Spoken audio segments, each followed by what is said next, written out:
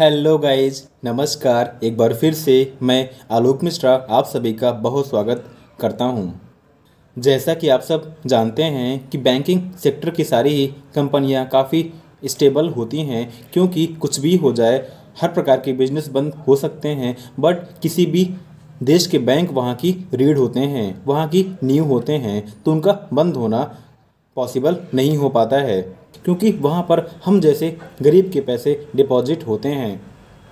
तो आज मैं आपके साथ इस वीडियो के माध्यम से 3 ऐसे बैंकिंग सेक्टर में कार्य करने वाले स्टॉक के बारे में बात करने जा रहा हूं, जिनका फंडामेंटल और फाइनेंशियल काफ़ी अच्छा है, जिन्होंने पास्ट में काफ़ी अच्छा परफॉर्म किया हुआ है और जिनका बिजनेस काफ़ी ग्रोइंग है। तो चलिए टाइम को वेस्ट ना करते हुए वीडियो को शुरू करते हैं, जिसमें से फर्स्ट नंबर पे है मुफिन ग्रीन फाइनेंस लिमिटेड। 2016 में इस्टेब्लिश यह कंपनी आरबीआई में रजिस्टर्ड है, जो कि एक नॉन बैंकिंग फाइनेंशियल कंपनी है। यह कंपनी 2016 में एपीएम फिनवेस्ट लिमिटेड के नाम से शुरू हुई थी, जो कि बेसिकली हर प्रकार के लोन को प्रोवाइड करती है।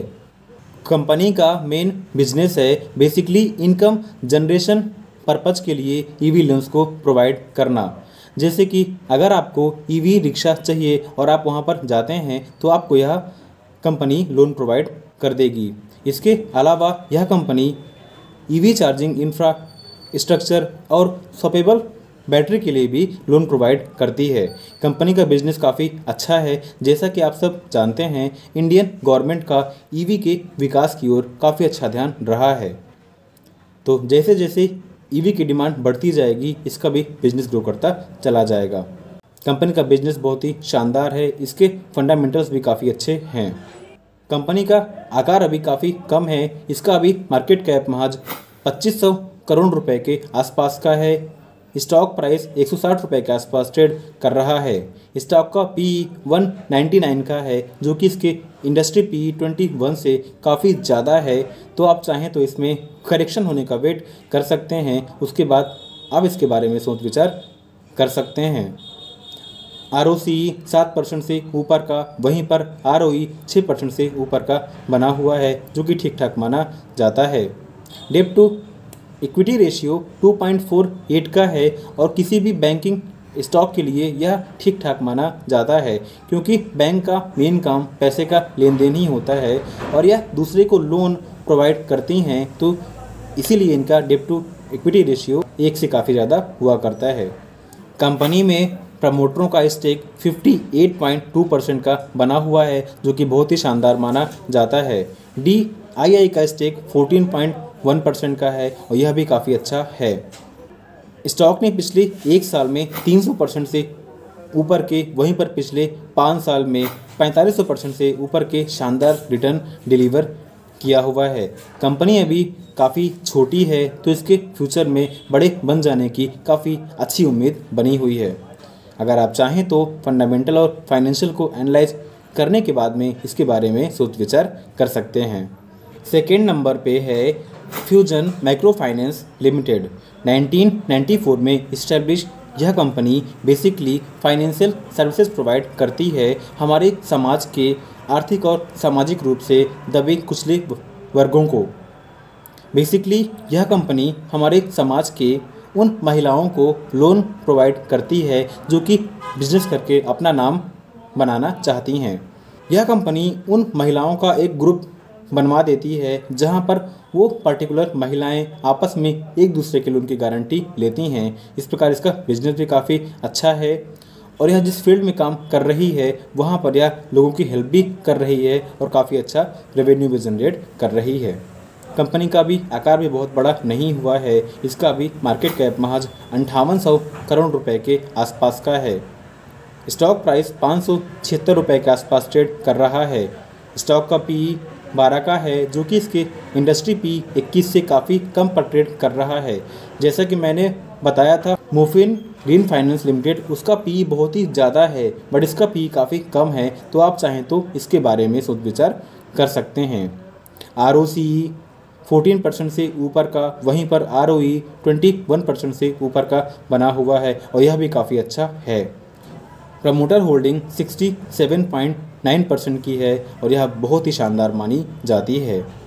DII का स्टेक 15% से ऊपर का, वहीं पर FII का स्टेक 5% से ऊपर का बना हुआ है और इन दोनों का भी स्टेक इस पर्टिकुलर कंपनी में बहुत ही शानदार है।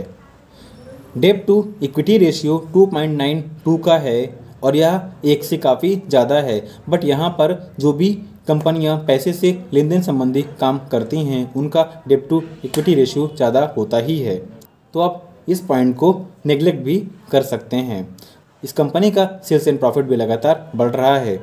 कंपनी ने पिछले एक साल में 55% से ऊपर का, वहीं पर नवंबर 22 में लिस्टिंग होने के बाद से 77% से ऊपर का शानदार रिटर्न डिलीवर किया हुआ है।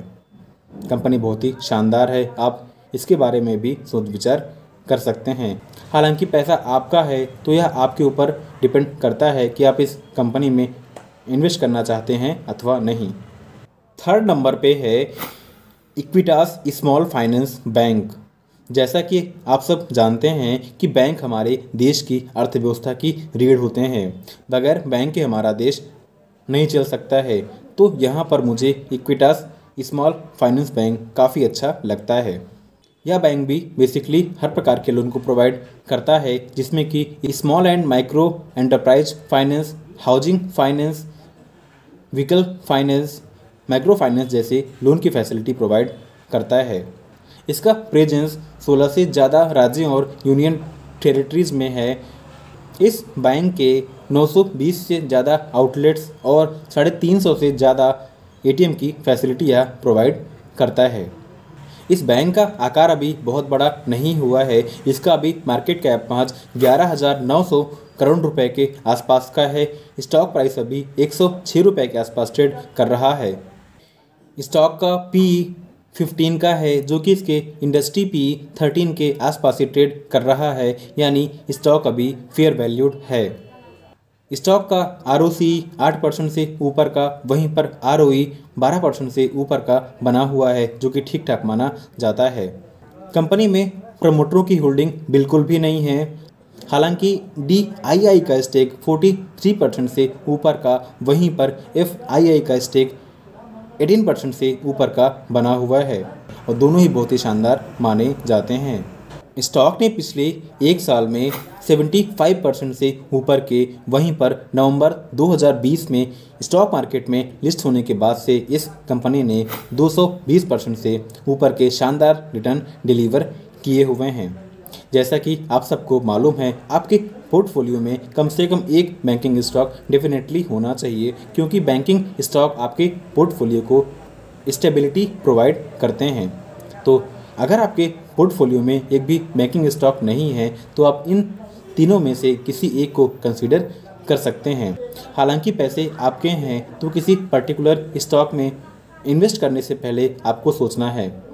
तो कंपनी के फंडामेंटल और फाइनेंशियल को ठीक से एनालाइज कर लीजिए और अगर आपको लगता है कि हाँ मुझे इसमें इन्वेस्ट करना चाहिए तो आप इसके बारे में कंसीडर कर सकते हैं। तो तीनों ही कंपनीज जो मैंने यहाँ पर आपको बताई हुई है, कंपनीज बहुत ही शानदार हैं। अगर आपको मेरी वीडियो से थोड़ी भी हेल्प मिलती है तो मुझे अप्रिशिएट करने के लिए प्लीज़ मेरी वीडियो को लाइक कर दीजिएगा और चैनल को भी सब्सक्राइब कर दीजिए। वीडियो को लास्ट तक देखने के लिए आपका बहुत बहुत शुक्रिया।